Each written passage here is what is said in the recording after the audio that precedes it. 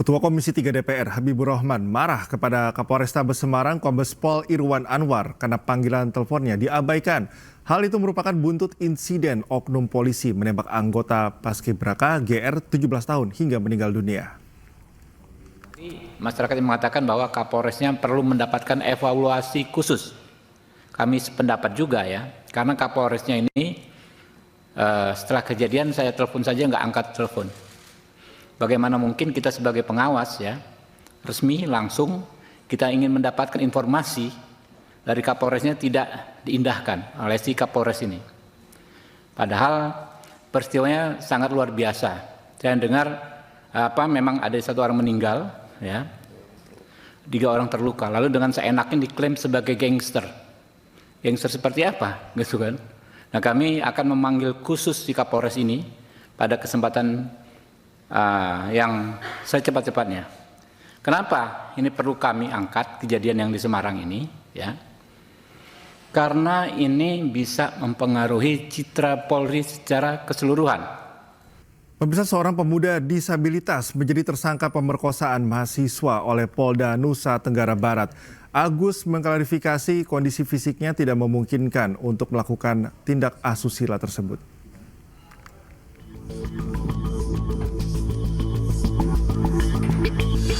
Iwas alias Agus Buntung, 21 tahun, seorang penyandang disabilitas ditetapkan sebagai tersangka pemerkosaan terhadap 2 wanita oleh Polda Nusa Tenggara Barat.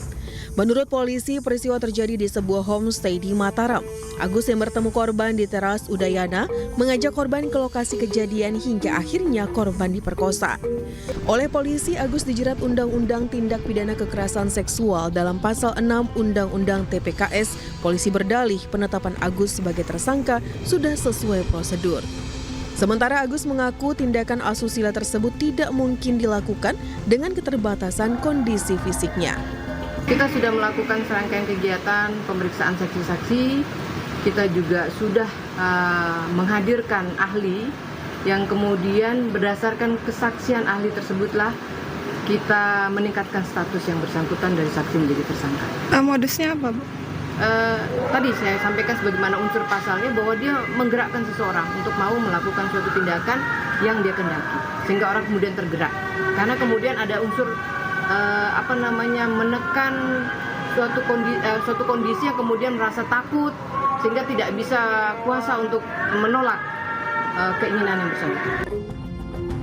Separuh hidupnya Agus bergantung kepada ibu kandungnya sendiri. Atas penetapan dirinya sebagai tersangka, Agus keberatan dan meminta keadilan kepada Presiden Prabowo Subianto.